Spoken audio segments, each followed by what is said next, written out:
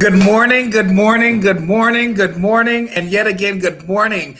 Listen, I just want to thank you for tuning in to another edition of Sassy, Assy Saturday. You already know who it is, but in case you forgot, I don't mind giving you a slight reminder. It's your best friend, your good Judy, your next door neighbor, your niece, your cousin, your auntie, your uncle. But recently, I received a promotion to great auntie. So I just want to thank you again for tuning in today to Sassy, Assy Saturday.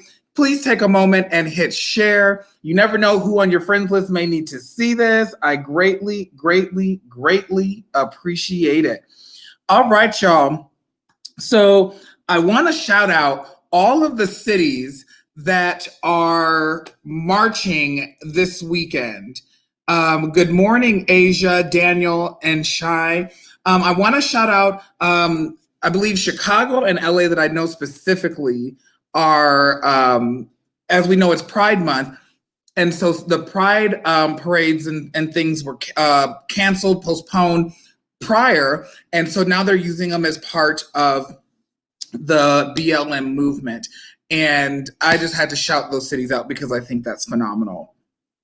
So I want to, as you all know, next week is the final episode of Quarantini Time. And then we will be bringing out our new series. But please make sure you tune in next Wednesday at 7 p.m. Pacific for the final Quarantini Time. I'm so excited about it. Rebecca and 4 kings and 2 queens. All right, Rebecca, Santiago, Brian, good morning. So really briefly, that brings me to a point. I just want to take a moment and thank all of my previous special guests. Asia Jamal, Brian Murphy, Adrian Hayes, Daniel Bakley, Crystal Moon. I don't think I'm missing Robbie Holmes. I don't think I'm missing anyone else. But I want to thank everyone who made Quarantini Time just so amazing. It exceeded everything that I could have wanted. And a special shout out to my council, who is Brian, Daniel, and Adrian, for the amazing 2-week segment we did. Chi-Town, Juicy Beauty Bundles, all of you. I want to thank you for making Quarantini Time what it was and what it is. So also, I want to talk to you about an event that I have coming up next Friday. I've partnered with, I think I need some music. Alexa, play the playlist Nectar. This is like really quiet. So I partnered with an organization called Minority Vets of America, and they are doing a Juneteenth celebration next Friday. Now, for those of you who don't know what Juneteenth is, this is what it is. It is the oldest nationally celebrated commemoratorium of the ending of slavery in the United States. It dates back to 1865, and it was on June 19th, which is why they call it Juneteenth, that the Union soldiers led by Major General Gordon Granger landed in Galveston, Texas, with the news that the war had ended and the enslaved were now free. What's interesting about this is this was 2.5 years after President Lincoln's Emancipation Proclamation, which had become official on January 1st, 1863. So that's a little bit about Juneteenth. Now, a little bit about this organization, the MVA. They're serving minority vets all around America. And you may be saying, well, who are the minority vets? 5 million veterans that are people of color, 2 million that are women, 1 million that are LGBTQ plus vets, and 1.7 that identifies religious or non-religious. So those are the minority groups, and it is, I just literally can't wait. It's going to have spoken word. I'm going to be sharing something very similar, but a little different, what I'm going to be talking about today, which is Double Trouble, my Black gay experience, but it's going to be more specifically related to the fact that both my parents are veterans. Again, for Sassy Assy Saturday, one of the things that we're working on is a share your story, share your voice, and we want to connect with you. If you're interested, it's over here. My email is scrolling across the bottom of your screen. Please email me and let's chat and let's have you on. So, as I mentioned, it's the last episode of Quarantini Time that's coming up, and the vision was birthed by my previous creative director, who is Robbie, and it literally just took off and exceeded every expectation. It was just so amazing to be able to connect with all of you in that way and to be able to bring some topics to the forefront and just dialogue. Another thing that I just really want to, that I'm happy about, is that the series We Are Here, which is on HBO, they were renewed for a second season. I also want to talk about another show that's on HBO called Legendary. Baby, if you've ever seen the movies Paris is Burning or Pose or anything like that, get into Legendary on HBO Max. Now, we all know it's Pride Month. I want to know how you're showing your pride this month. Email me at norman@overthetopliving.com and send me your pictures, send me your screenshots, send me your selfies. I want to see how you're showing your pride this month. So, going into the topic that we're talking about today, which is Double Trouble, my Black gay experience, one of the things that I've been really challenged with, before I go on, I see we have some comments here. Good info. Oh, all right.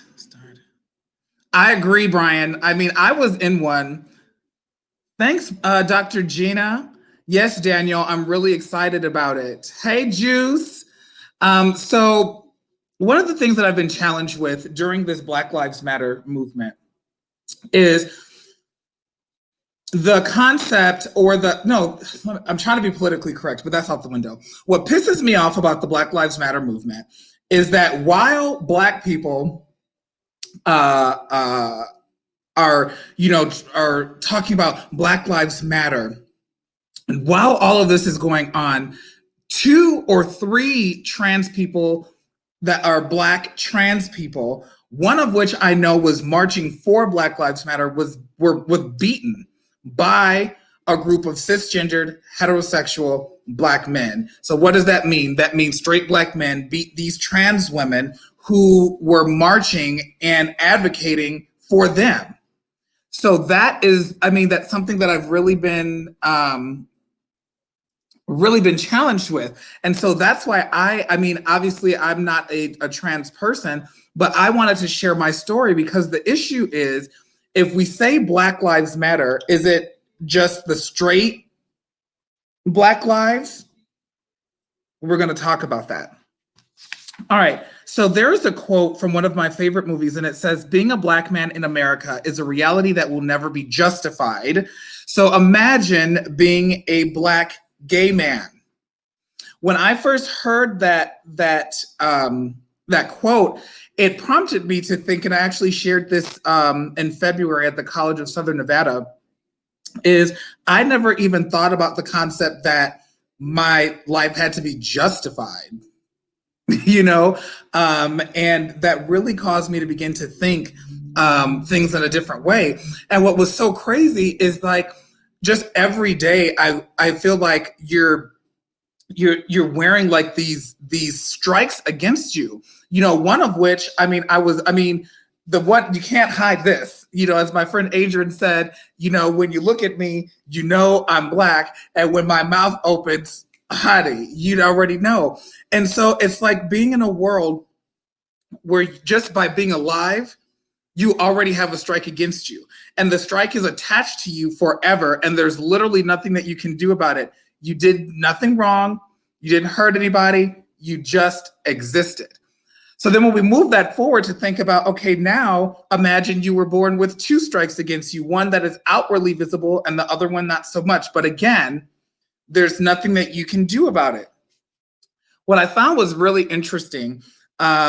Research and studies are very limited towards the Black LGBTQ community due to much resistance towards coming out, as well as lack of responses in surveys and research studies. However, according to the Williams Institute, there are more than 1 million LGBTQ African Americans currently living in the United States, which is almost 4% of all Black people and 12% of all LGBTQ folks. That's huge, right?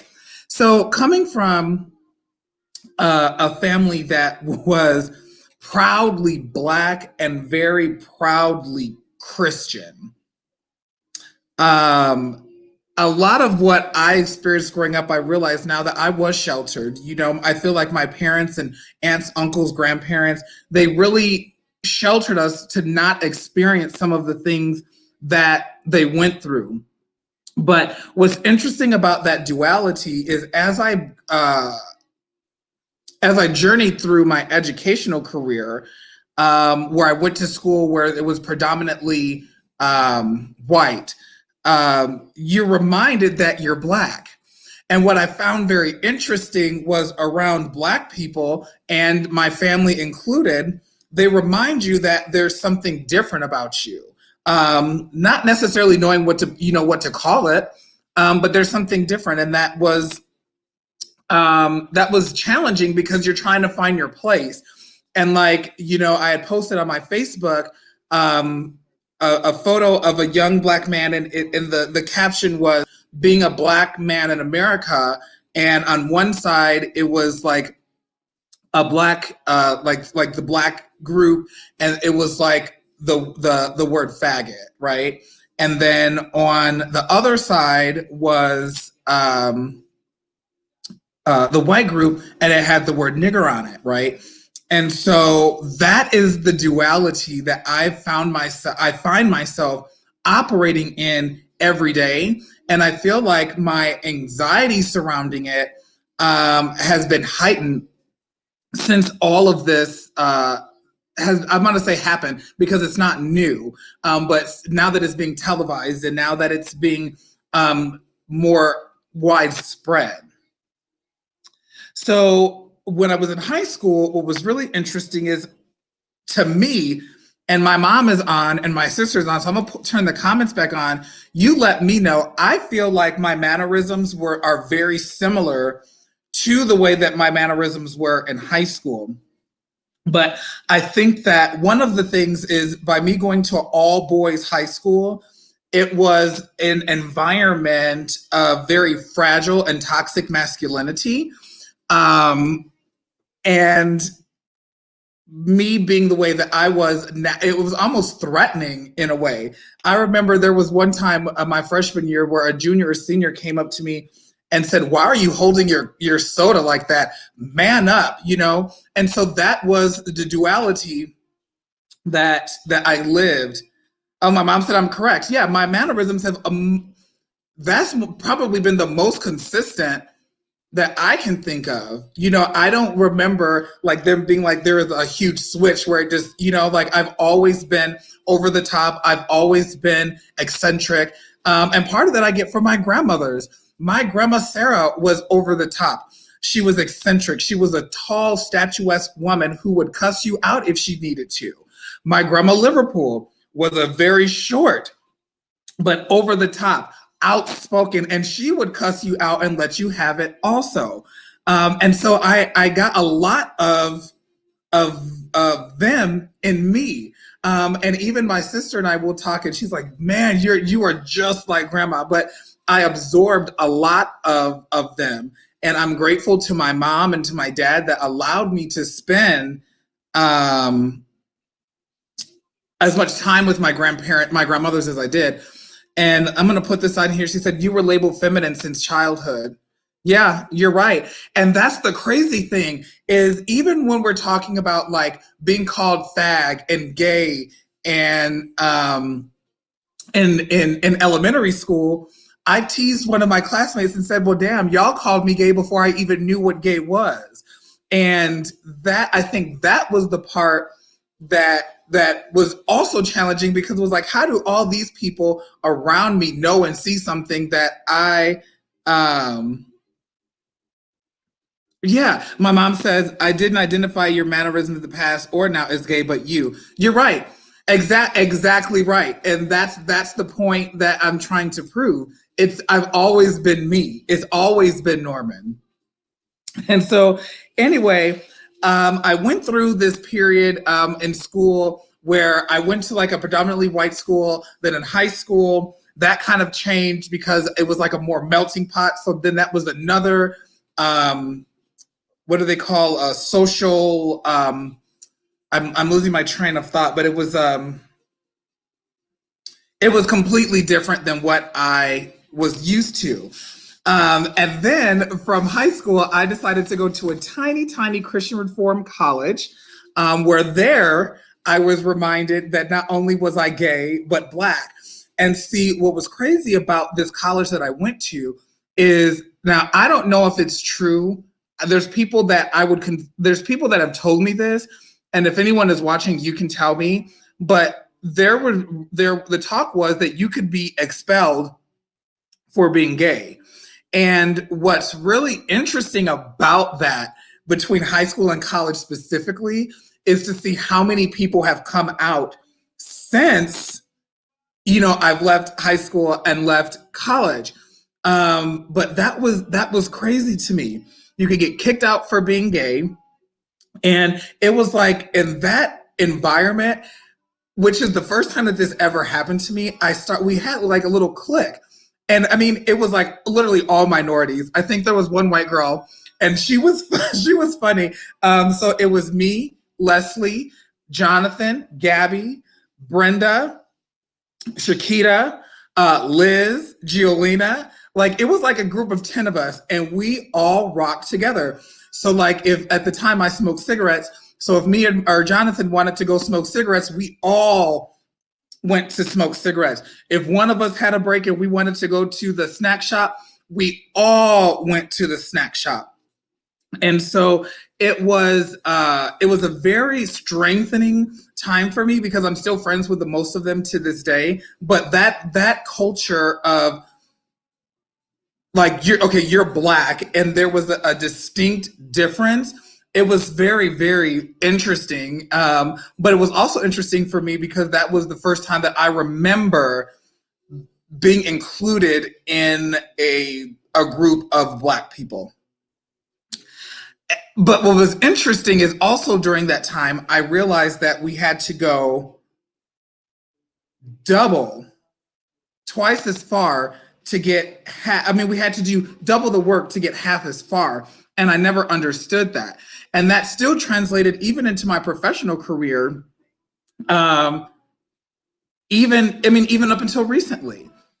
What was very interesting, in 2007, I was still living in Chicago, and my biological grandmother, passed away, and she was the matriarch of our family. Okay, she is what held the family together, and in many ways, as I've been writing my book, I realized that I resented her in a way.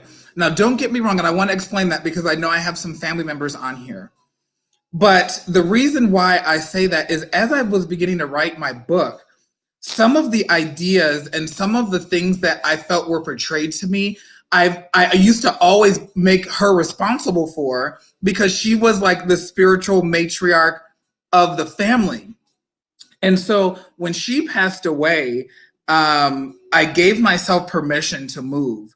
What was really interesting is my grandmother, Evelyn, who, I mean, man, like, we were like twins, like, for real. I left her in Chicago, but there was something about when my granny passed that I said, okay, now is my time to go. What was interesting about that transition is I moved in with my dad, who seemed to have no issue with me, my mannerisms, any of that. But what was interesting is I talked to someone last night, and they asked me why that was. And I said, well, maybe the difference between my dad and my mom was the fact that my dad was estranged for so long. So it's a different situation when you're accepting something that is just like, you're just happy to be in the room at that point, I guess. But I also feel that what made that situation also challenging was his wife, that made me feel so uncomfortable. And so I had to get away. And so I packed up my stuff and got out of there. And then coming out, right? That was the main reason, one of the main reasons why I bought that one-way ticket, or why my dad bought that one-way ticket from Chicago to Las Vegas. Is my goal was, I'm like, I need to get out of Chicago so that I can come out. And then that reaped havoc on some of my relationships, which you will, definitely learn more about. And it's definitely in my book, but I've spoken on it many times. And that whole thing. And then now being an adult and now being a Black gay adult and finding my place in where that fits in. Like it's a duality that like it keeps you on your toes. Like even on Friday, I went to the grocery store and the lady asked me, "Do you want a receipt?" And normally I would say no, but with everything going on, like my anxiety is high. I'm like, no, give me a receipt. Listen, I don't want no issues. You know what I'm saying? Um, but the thing is, all we can do is live our lives, right? Being black and gay are things outside of my control, okay? We can, however, control the way that we move through the world. We can live in purpose, we can live on purpose every single day and realize that over the top is just enough. Over the top living simply means that you're living your best life now in purpose and on purpose in order to create a genuine impact. We've got to be willing to do the work, and that work always starts right within ourselves. So that was my little spiel on my Black gay experience. It's not on YouTube yet, I don't think, but it will be on YouTube. The actual talk of this, can't speak today. The longer version of this talk will be available on my YouTube channel. But I wanted to share that with you, especially given the climate of America. I just wanted to share what that duality feels like for a Black man in America. And I thank you for listening. Again, if you want to share your story, I invite you to connect with me. My email address is going down, or you can go to the website and complete a submission form at the bottom, but connect with me. It's time our stories are shared. It doesn't matter what walk of life you come from. It's time for us to share our story. So I invite you to do that. So again, y'all, you already know who it is. It's your best friend, your good Judy, your next door neighbor, honey. And like I've recently told you, I've been recently promoted to great auntie. It is Norman J. Liverpool IV. Make sure you check out our brand new website. Shout out to Jazz Partita Strategies for getting us up and running. It is www.overthetopliving.com. So again, thank you for joining another edition of Sassy Assy Saturday. We will see you next week with the topic, D is for divorce. We'll talk to you guys next week at 9 a.m. Pacific right here on my Facebook Live and on the live of Over the Top Living. Bye, friends.